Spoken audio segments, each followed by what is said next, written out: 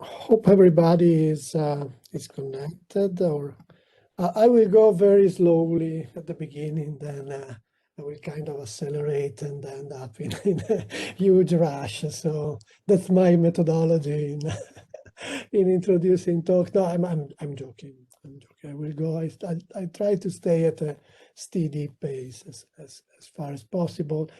Now let us start with the full screen mode, which enters very slowly. Oh no, that's not okay. Okay, so can I start?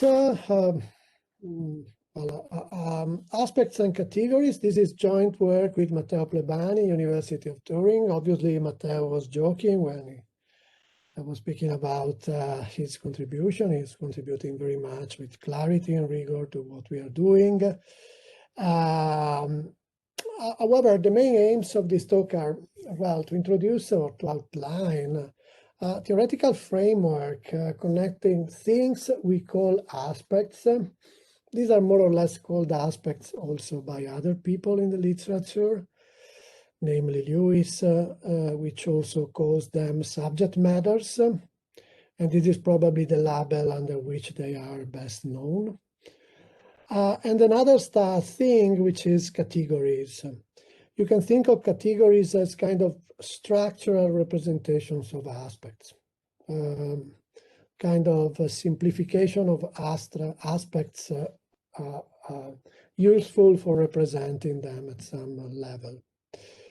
We shall also discuss some possible applications of the framework in the philosophy of language and beyond.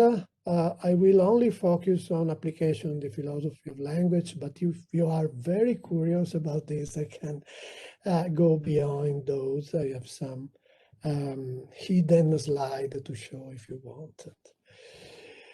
My ultimate goal is to convince you that these notions, the notion of aspect and category, deserve reflections and that also deserve a place in the philosopher toolbox. So being philosopher, we suggest that you need this kind of tools. We can give them to you, probably at a modest price. We are going to sell them at a very, very low price. Just call. Now, let us start with the aspects. We speak about aspects also in common language. Consider these three figures. We can say that there is an aspect in which A and B are identical, but C is different. And this is because A and B are blue, while C is red. So there is an aspect in which they are identical and different, but there is also an aspect in which B and C are identical, but A is different. And you can guess why, because of course B and C are both rectangular while A is circular. But what are these things, aspects that we speak about in these cases? One suggestion is that aspects are nothing else than features. So the aspect under which A and B are identical is, say, blue or blueness or being blue. And the aspect under which B and C are identical is maybe squareness or being square. But no, aspects are not properties or qualities in this sense. Are something a little different. Let us ask, what is the aspect in which A and B are identical but C is different? Well, it cannot be blueness because, of course, there is also redness here around. The aspect is the color. So the aspect under which, as you might imagine from the very beginning, the aspect under which A and B are identical but C is different is their color. Maybe there are also other aspects, but for sure one of these aspects is color. And the aspect color is not identical to any specific color. Okay, the aspect color is not identical to blue, to red. We can think of the aspect as a range of alternative colors. So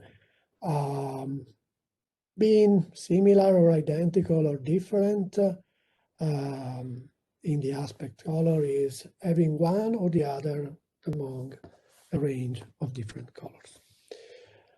The aspect in which B and C are identical but A is different is obviously their shape. And of course, the aspect shape can be thought of as a range of alternative shapes.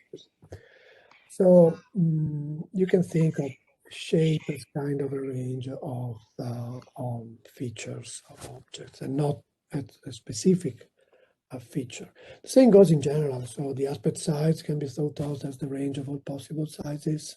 The aspect mass as the range of all possible amounts of mass. The aspect job as the range of all possible jobs, and so on. So the first approximation, we can say that an aspect is a range of possible alternatives. Of course, not all alternatives will make for an aspect, but this is something we shall tackle with in a moment. One thing to be said about aspects is that typically have correlated domains. So for any aspect, certain kinds of entities can vary in that aspect, and possibly other kind of entities cannot vary in that aspect. It makes no sense to connect that entities to that aspect. So, for instance, we can speak of color only for macroscopic objects. We can speak of attractivity only for possible objects of appreciation. We can speak of spin only for particles, and so on and so forth. The second thing, notable fact about aspects is that, well, ignoring vagueness, we shall broadly ignore vagueness in this talk. I shall ignore it, but also Matteo will do, and he will pop in if he will decide. An aspect corresponds to equivalence relation on the underlying domain. For instance, mood corresponds to the equivalence of being in the same mood, length to the equivalence of being of the same length, citizenship to the equivalence of having the same citizenship, and so on. So there is a strict connection between aspects and equivalences. And of course, there is also a connection between equivalences and partitions. Probably Matteo has mentioned this to you when he made his talk, but equivalences correspond to partitions of the underlying domain, and so do aspects. So for instance, a nation of birth is an aspect, something which we can vary, which we can be identical or different about. So this aspect partitions the domain of people into disjoint cells. The people born in France, born in Germany, born in Italy, born in UK, and this is a partition of the domain of people. A partition is a way of compartmentalizing a set into different cells, okay, in such a way that any entity in the set ends up in precisely one cell. Okay, that's much as to what concern aspects. Now we're speaking about a conception of aspects which we were with Lewis. He started first, we followed, but okay, that's just an historical fact. We have the same conception as Lewis. We assume a Lewisian view of aspects as partitions of the logical space, or if you want, we have just seen it's the same equivalence relations on the set of all possible words. So if you want, you can think of aspects as equivalence relations between possible words. The idea is pretty simple. Color is the partition where two words are in the same cell, so they are equivalent in the relevant sense when they are indiscernible in terms of color distribution. Mood is the partition or the equivalence where W, W prime are in the same cell, are equivalent when they are indiscernible in terms of mood distribution. The same people is in the same mood. Shape is the partition where the two words are in the same cell, are indistinguishable, are equivalent when they are indiscernible in terms of shape distribution, and so on and so forth. I repeat, we ignore vagueness, so we consider always partitions and not other things which, for instance, have kind of blurred borders or fuzzy sets inside. This is just for simplicity. Of course, vagueness really exists at some level. Now, aspects can also be said to correspond to questions. So the aspect mood can be said to correspond to the question, who's in what mood? Okay.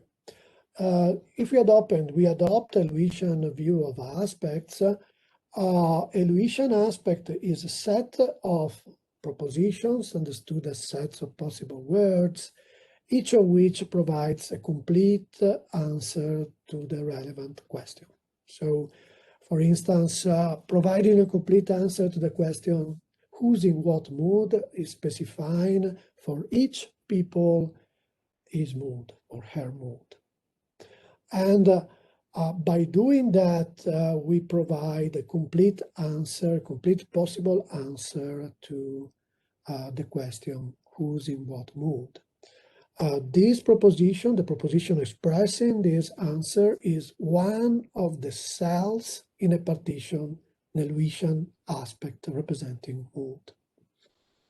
That's the idea. So Lewisian aspects are in a good, interesting relation with questions. And of course, it is also a common approach in the semantic of questions to treat questions as a set of possible complete answers. Now consider these two grids, and now we are going to discuss some relations between aspects which are quite easy to deal with by using Lewisian aspects. Suppose that these grids represent partitions of the set of words. So you can imagine that this square is the set of all possible words, and these are two different ways of dividing it into compartments. Now, if we superimpose, oh, sorry, what's happening? If we superimpose one partition to the other, as you can see, we can see that these stand in an interesting relation. That is, the red one preserves all the distinctions of the blue one. So those words that are in the same cell in the red one are also in the same cell in the blue one. Oh my God. When this kind of thing happens, we shall say that an aspect is conservative with respect to another, and in that case, we say that the aspect is part of the other. So an aspect is part of aspects that are conservative with respect to it. So the blue aspect is part of the red one. We can also say that the red aspect adds some discriminatory power to the blue one. And in that case, we say that the red aspect is a refinement of the blue one. And in this case, we say that the blue aspect is a proper part of the red one. In terms of definition, the notion of part can be defined in this way, that is, an aspect X is part of an aspect Y, if and only if all the words that are in the same cell of Y are in the same cell of X. Some examples will clarify this point. Fiona's mood is proper part of mood. Why? Because if two words agree on mood, that is, on the mood of everybody, they also agree on Fiona's mood. So if Fiona is happy in one of them, we'll be happy also in the other one. Fiona's height is proper part of Fiona's body features, because, of course, if two words agree on all of Fiona's body features, they also agree on Fiona's height. And of course, the 12th century is proper part of Middle Age. So the aspect represented by 12th century is proper part of the aspect Middle Age, because if two words are identical and indistinguishable with respect to the whole Middle Age, they will be also indistinguishable with respect to the 12th century. Based on the notion of path, we can define the notion of fusion in the usual way. So the fusion of B and C is the smallest aspect, having both B and C as parts.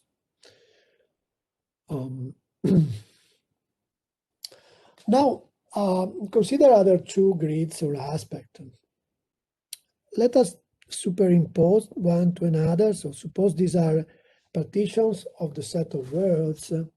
As you can see, they have an interesting property. That is, each cell in the red aspect intersects all cells of the blue one, and of course, vice versa.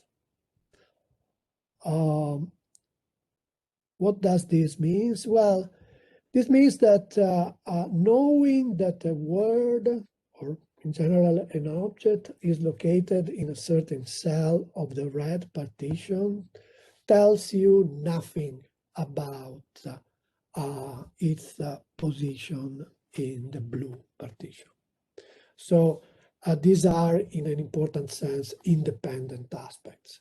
Knowing everything about an aspect tells you nothing about that aspect. Okay. In this case, we shall say that these aspects are orthogonal to one another. Orthogonality, as I said, is a kind of independence.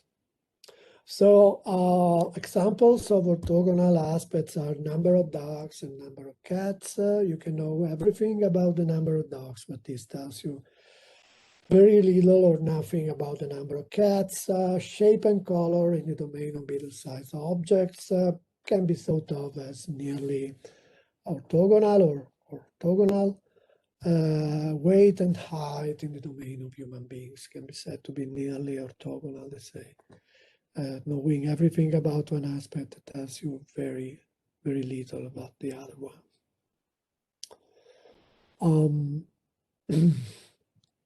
Now, we have spoken about aspects and partitions. The only condition we impose on partitions to be aspect is that they must be expressible in some language in a finite way. So the idea is that if you think of the whole range of possible words, there are a lot of collections, a lot of partitions which are too strange and gerrymandered to be expressible in any language at all. Aspects are not like that. That is, these must be partitions that capture some kind of regularity within the realm of all possible words. So they must be finitely expressible in some language. This is a very weak condition on aspectuality indeed. But of course, we can draw several distinctions between aspects. So we can decide to focus on aspects which are more or less uniform or simpler. And there are a lot of ways in which we can, try to define some notion of uniformity, fundamentality, or simplicity among aspects. So,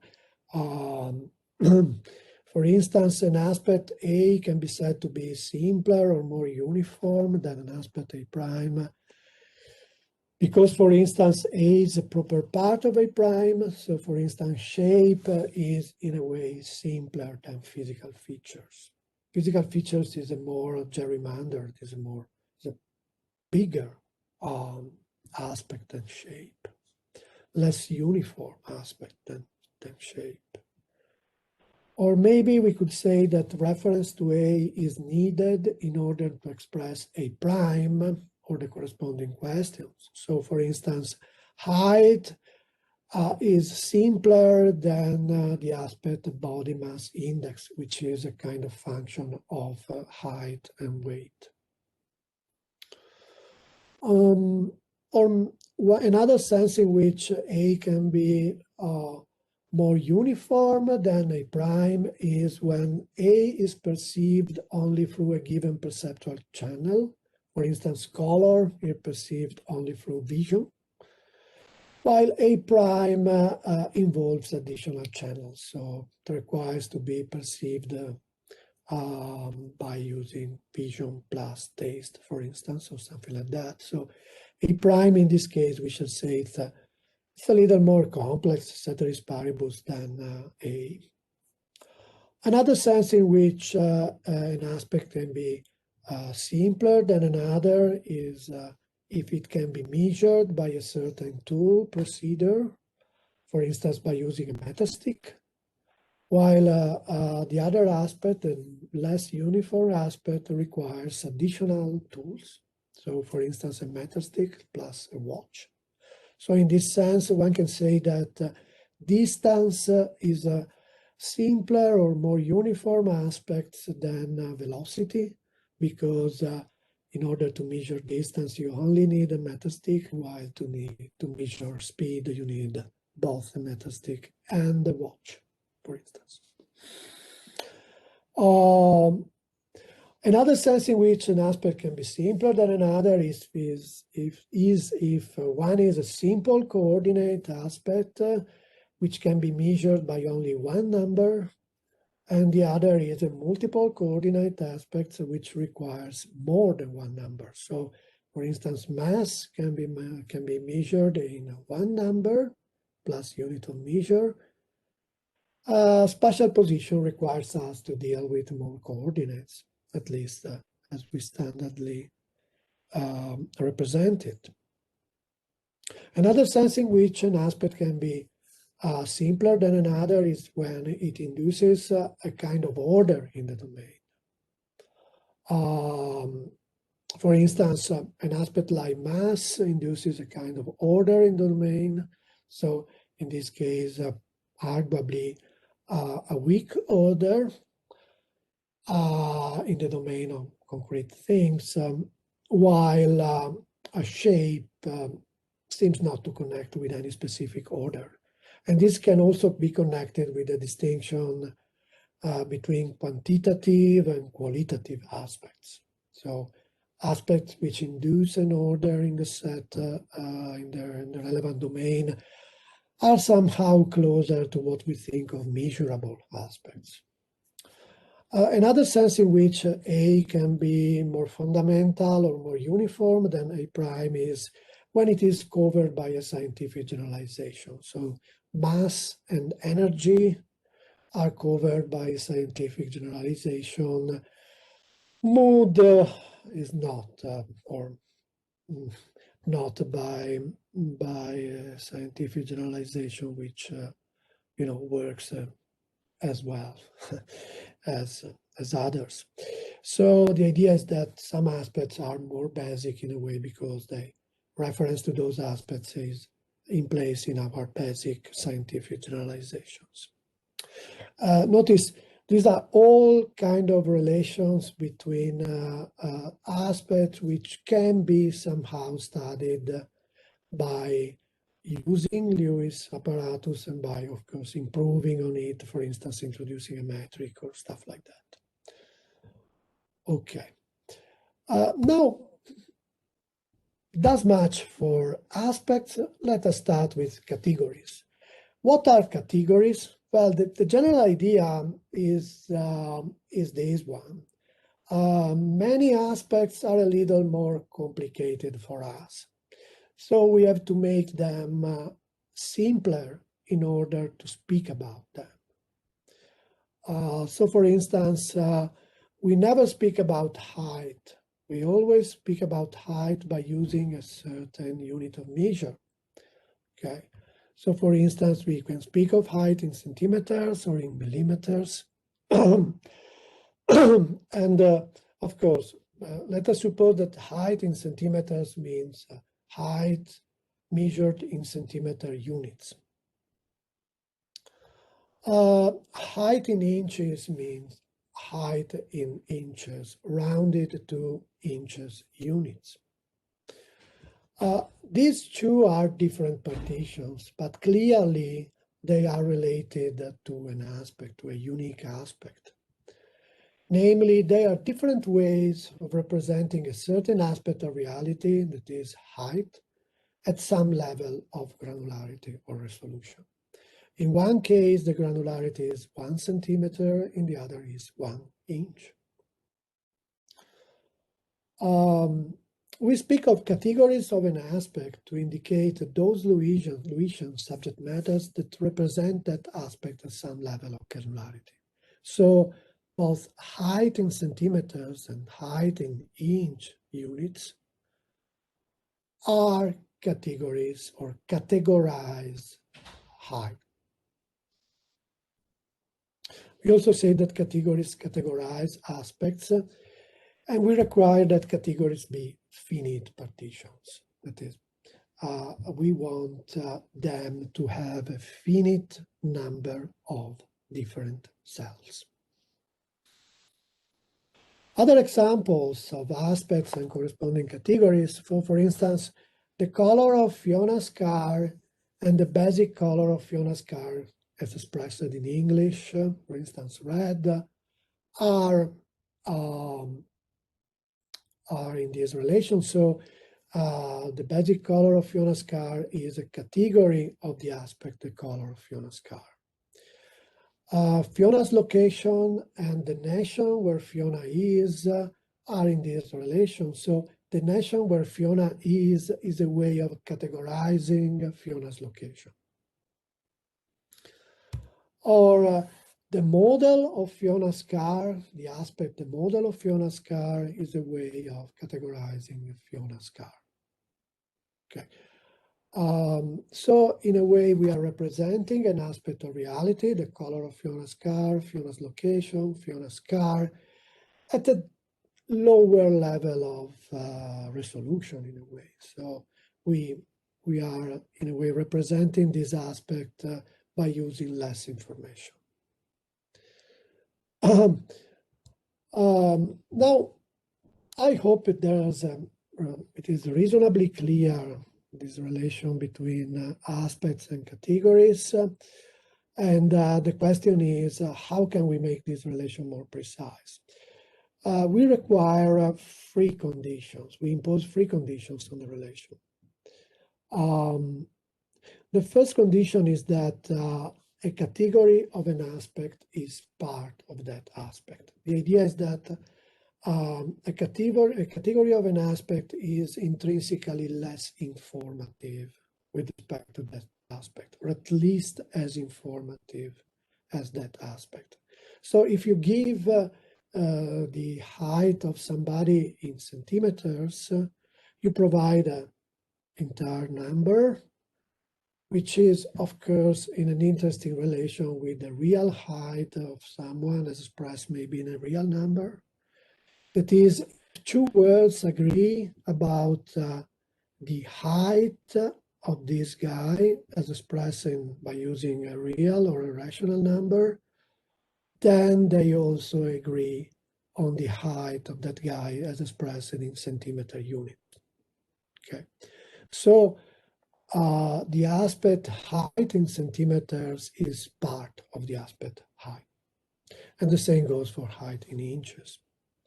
This holds in general. So a category of an aspect is always a part of this aspect. It is a way of representing an aspect at a lower level of resolution, contains, in an important sense, less information than the original aspect.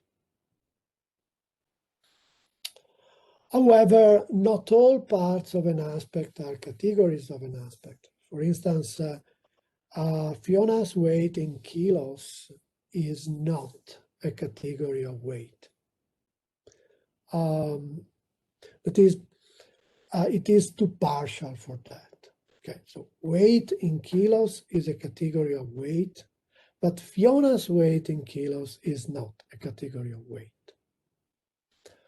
In order to specify the relation between aspects and category, we impose a second condition whose role is precisely that of getting rid of these cases. So we impose this kind of no restriction condition. You don't get a category of an aspect simply by restricting the domain of the aspect. That's the idea.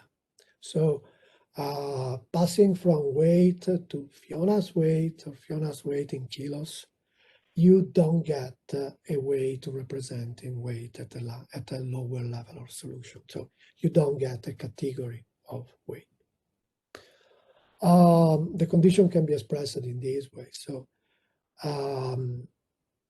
if C is a category of an aspect A, and A can be sensibly restricted to certain entities XS, then also C can be sensibly restricted to the XS. So intuitively, aspects have the same domain of the corresponding category.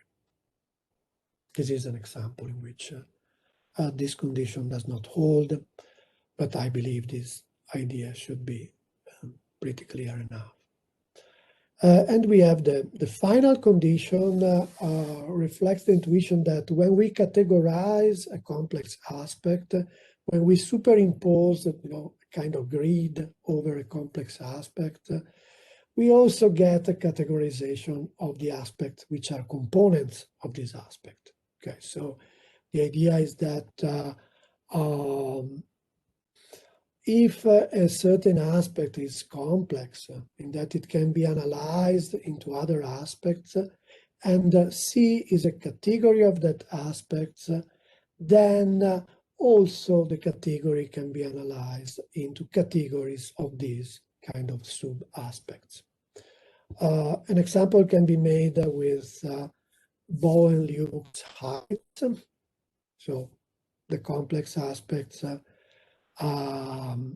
which include both Bow and Luke height. This can be analyzed as the fusion of Bow's height and Luke's height. So Bow and Luke's heights can be thought of as a fusion of Bow's height and Luke's height. And of course, Bow's height and Luke's height are probably independent of one another. And as you can see, when you get a category of Bow and Luke size, like Bow and Luke size in centimeters, this category can itself be analyzed in terms of categories of Bow size and Luke size, namely Bow heights in centimeters and Luke size in centimeters. So Bow and Luke size in centimeters is a category of Bow and Luke size. In contrast, Fiona's weights in kilos is not a category of the fusion Fiona's 8 plus Fiona's weight. For of course, Fiona's weight in kilos carry no information at all about Fiona's height, so it does not enable us to provide a categorization of Fiona's height. It is too partial for that, again. Okay, these are our three conditions on the relation between aspects and categories. So these are all conditions we impose on this relation. There is also a further condition which imposes on good categories. In a way, it clarifies what we expect from categories in general. So the idea is that in general, we have seen that if a partition is part of an aspect, then each cell of the partition is the union of some cell of that aspect. Now, suppose that the cells of an aspect bear a certain ternary relation of in-betweenness between them. So let us make an example. These are different peoples, and these are ordered in the aspect of height. Okay. As you can see, under this aspect, some of them lies between other two people. Okay. So for instance, Noah lies between Joshua and Marcus in terms of height. And the same goes for the corresponding cells. Okay, so this is the aspect height. Suppose that you have a domain, and different people ends up being corresponding to different domains, to different cells within the domain. The general idea is that to have a good way of characterizing or categorizing these aspects, we should work in the following way.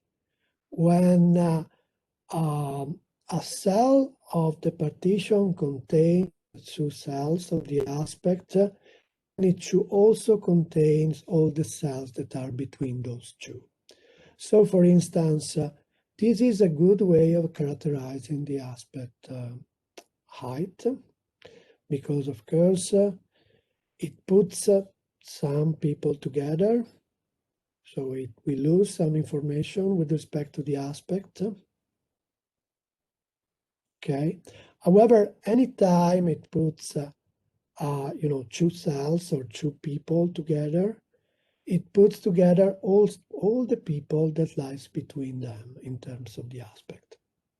So this is a good way of categorizing this aspect, while this is a bad way. This is a bad way because, of course, we have put Avidan and jaw in the same cell, but there are people or cells in between them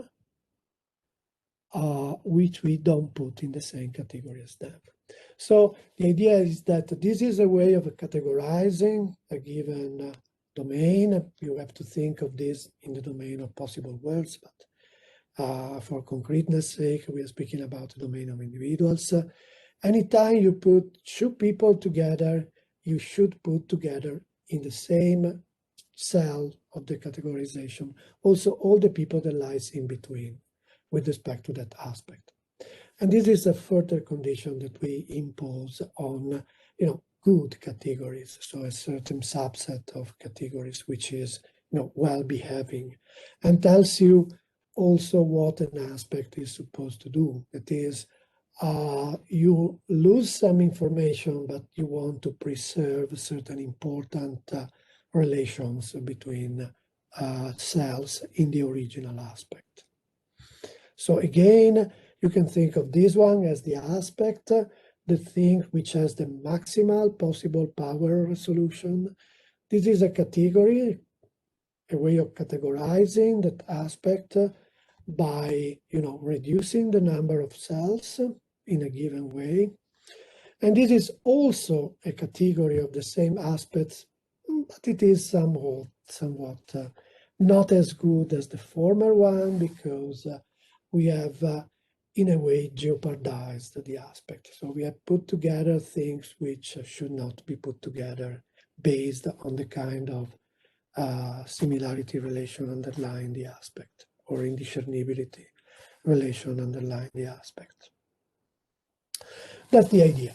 So up to now, we have spoken about aspects, which are, of course, sets of alternatives of a certain kind. We're speaking about categories that are ways of, making those aspects simpler in order to study them, in order to express them within a finite language. Now, our guiding thought is that,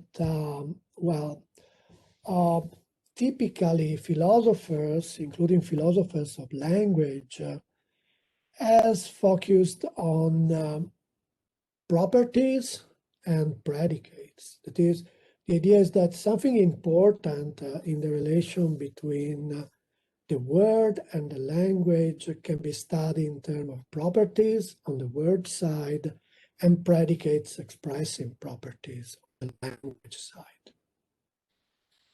Now, our suggestion, our guiding thought is that for many purposes, maybe not for all, but for many philosophical purposes, it is best to focus on aspects rather than on properties, and on categories and their linguistic expression rather than on predicates. The idea is that, we have a better grasp on the word and our way of representing the word if we think of the words as made of aspects. And the duty of understanding the word is finding a good way of dividing it up in aspects, which are, as independent as possible one from another, and to represent these aspects by using appropriate categories. And it can be useful also to think of properties and predicates as kind of byproducts of a certain way of dividing up the word into aspects and categories. Okay. Some remarks about why this might be a good idea. The first thing to be noted is that matter sciences generalizations are generally expressed in terms of relation between measurable aspects and not in terms of relation between properties or predicates. So we have laws of physics, which tells you something about the relation between mass and energy, or if you want certain measures of mass and measures of energy. We have much fewer laws telling you something about relation between predicates such as blue and red. Okay. So it is a much more fine-grained way, in a way, to describe the word, describing it based on measurable aspects. And it is also a way of describing the word which allows you to employ mathematics in a full scale. There are obvious connections, between this guiding thought and the variety of views and discipline in linguistics and the philosophy of language. That is, for instance, structural linguistics. I'm thinking about, the structural school, people like Yamslow or Jacobson. Lexical semantics, the view called semantic molecularism, the idea that we can find a middle ground between going atomist and going full holist. Some views in the semantics like inquisitive semantics, the idea that questions play an important role in the analysis of, in the semantic analysis, also in the semantics of sentences, also in the semantic of answers in a way. Erothetic logics, which is more or less a view which study the logical relations and the logical import of questions. Okay. In all these cases, the idea is that we have to pay more and more attention to the aspect or the question side than on the property or the assertion side, or the sentence side. Beppe, if I may, just one small clarificatory remark, because I was thinking that maybe someone might ask what we mean by property. And the point is that this is irrelevant, I guess, for your purposes. So the important thing is that at an extensional level, a property is usually associated with a set, or yes, a set of objects usually, whereas an aspect is a partition. An aspect of a domain is a partition of that domain. So it is a family of sets of objects. And if one wants, maybe we could even say that an aspect is a set of properties. So the aspect color is not any single color. Is different from blue, is different from green, is different from red. The aspect is the set of all the colors, if you want. So it, as you say, is a set of alternative properties. And in any case, whatever properties are, they are at a different level from aspects. Even on the set theoretical construction of properties and aspects, because at the set theoretical level, properties are sets and aspects are partitions, so sets of sets.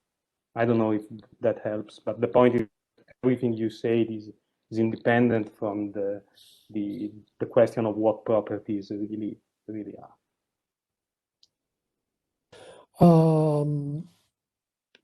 Okay, so now we can go some applications. I will be very brief in introducing these applications. Well, first of all, we are mentioning just three. I am mentioning just three applications now, but there are many others which are more or less standard. It is For instance, okay, the idea is having a two-component semantics in which you have both truth conditions of a sentence and something expressing its aboutness properties, so subject matters. Now, three new and potentially thriving applications. The first one concerns predicative subject matter. So philosophers of language focused on sentential subject matter more than anything. The idea is that if anything has aboutness properties, then sentences are among them, and this is what Diablo said. But of course, it is natural to think that also predicates are have aboutness properties. So also predicates are, in an important sense, about something. And it is, well, plausible, or at least initially plausible, to think that what predicates are about are the corresponding categories, and of course, the corresponding aspect as well. And it is also natural to think that there is a connection between the subject matter of a sentence and the subject matter of the predicates that occur within that sentence. So, for instance, the idea that Diablo is happy is about Diablo's mood, at least in part because happy is a mood predicate, because happy is part of a category of mood, or express, part of a category of mood. We can ask, when are two predicates about one same category of an aspect? Well, some conditions can be imposed on this relation. So first, typically at least, predicates of one same category have application conditions that are tested in a similar way. That is, consider red and blue, for instance. They are predicates of one same category, clearly, and we tend to test whether they apply to a given object in the same way, that is, by looking at that object or by using a certain spectrograph or whatever. And of course, the reason why we test application conditions of these kind of predicates in a similar way is because they are in a way competitive predicates. It is, we test whether one applies in part by testing that the others don't apply. Quindi, so sorry, the idea is that there is an obvious reason why they have similar application conditions, similar application ways of similar testing of application conditions. Of course, they correspond to alternative properties. So red is alternative to blue and so on. And replacing them one with another never results in category mistake. They are intracategorical predicates. And plus, atomic sentences featuring them are all perfectly pertinent and felicitous answers to one same simple question. So, blue and happy, blue and happy maybe, but red and happy are not predicates of one same category, because of course it is difficult to find a question which can be answered in a perfectly pertinent and felicitous way with the simple sentences featuring one of them or the other. The second application has to do with informativity. I've spoken about informativity here, but there's an obvious connection with communication theory, the mathematical theory of communication. So the idea is that the amount of information encoded by an atomic sentence of form PA is a function of features of the category C its predicate P is about. That is, you cannot understand how informative a sentence is simply by looking at the predicate. You have also to understand what is the underlying category. And of course, assuming equiprobability of each cell in this category, the amount of information is proportional to the number of cells in C, or better to the logarithm, if we use the typical way of measuring the amount of information in bits, so the logarithm to the base 2. But of course, the idea is that at least based on the standard informational theory of communication, the informational power, the informational potential of a sentence is a matter of the alternatives we can exclude. And the alternatives are given by the category and not just by the predicate. Okay. Finally, last application, it is well known that we don't have infelicity when we raise the level of precision during a conversation. Okay, so if Jack says that this car is red and Jill says, oh, well, it's actually crimson, which is a specific shade of red, what you get is generally a good conversation. You don't have any infelicity.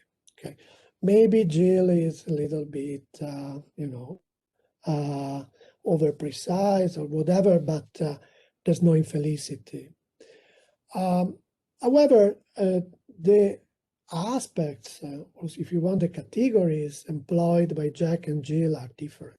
That is, Jack is splitting the color continuum into basic colors, red, blue, green, and so on, while Jill is splitting the continuum into shades of color, so scarlet, crimson, and so on. So the categories used by Jill are different from the category used by Jack, and so they are speaking about different categories. They are speaking about different subject matters in Lewis' sense. However, even if there is this change of subject matter between Jack and Jill, Jill's contribution is still felicitous. Why? Well, the idea is that because the category one is about, that is the car's basic color, is part of the category two is about. So Jill's contribution is in a way as discriminatory as Jack, and even more informative than Jack. So the idea is that it preserves all the information given by Jack, and it builds upon it. In this sense, it is, it is felicitous. This account also explains why lowering the standards of precision often amounts in infelicity. So suppose that that Jack says, this car is crimson, and Jill says, oh, well, it's actually red. That would result in a strange contribution on behalf of Jill. Why? Because the subject matter two is about would not be part of the subject matter one is about in this version. Okay, that's the idea. However, this cannot be the whole story. That is, simply providing a more refined subject matter in terms of part and whole is not always a warranty of felicity. So consider, for instance, this dialogue. Jack says, this car is red, and Jill says, oh, well, it's actually red and 4,000 pounds heavy. Now, the subject matter of this sentence is really more refined than the subject matter of this sentence, or at least plausibly. However, this contribution sounds somewhat out of topic. Okay. So not all the time in which we provide a refined version of one's claim, we get an in-topic contribution. Our framework allows us to explain why things go so well in the former case. Well, because one is not just about a subject matter that is part of the subject matter two is about. 1 and 2 are about categories of one same aspect. So one important thing is preserved. The underlying aspect of reality these two sentences are about, which is the car color. This is not the same for 3 and 4, because of course 4 is about really about a further aspect, that is the car weight. Okay, so in this way we can explain why this kind of contribution to a conversation are or are not infinitos in a way that improves upon our initial Lewisian suggestion.